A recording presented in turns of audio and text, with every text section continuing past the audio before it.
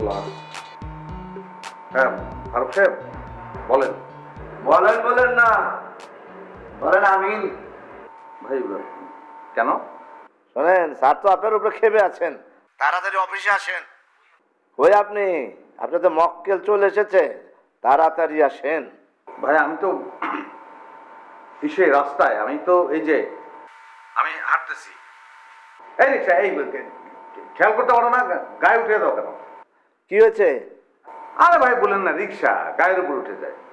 শোনেন, দৌড়ে আসেন, দৌড়ে আসেন। ক্রিং ক্রিং। আরে আচ্ছা শোনো, আসার সময় না তুমি একটা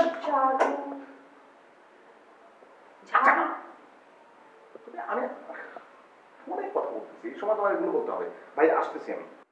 আপনার পাশে মনে হয় কোনো মেয়ে সুরেলা কণ্ঠে কথা বললো, ভেরি ফাইন গলা।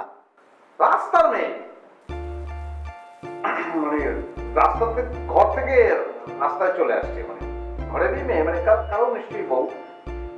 আরে ভাই তাড়াতাড়ি আসেন, আর আসার সময় জোরে জোরে আমিন আমিন বলতে বলতে আসেন।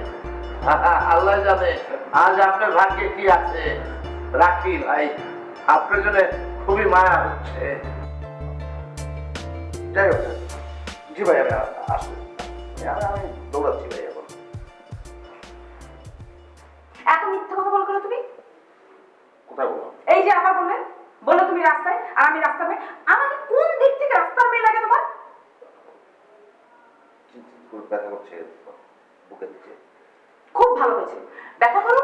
এই আজকে ব্যথা করে যদি তুমি সত্যি সত্যি অজ্ঞান হয়ে যাও, আর এবার আমি তোমাকে এক গ্লাস পানিও দিব না, মাথায় পানি থাকবো না, যা ইচ্ছা হোক তোমার। দিলেন তো ভাই আপনি। আমি এরকমই দেই, আসুক শালা দেখি এখন মজা। এখন বেচারা দৌড়ের উপর থাকবে।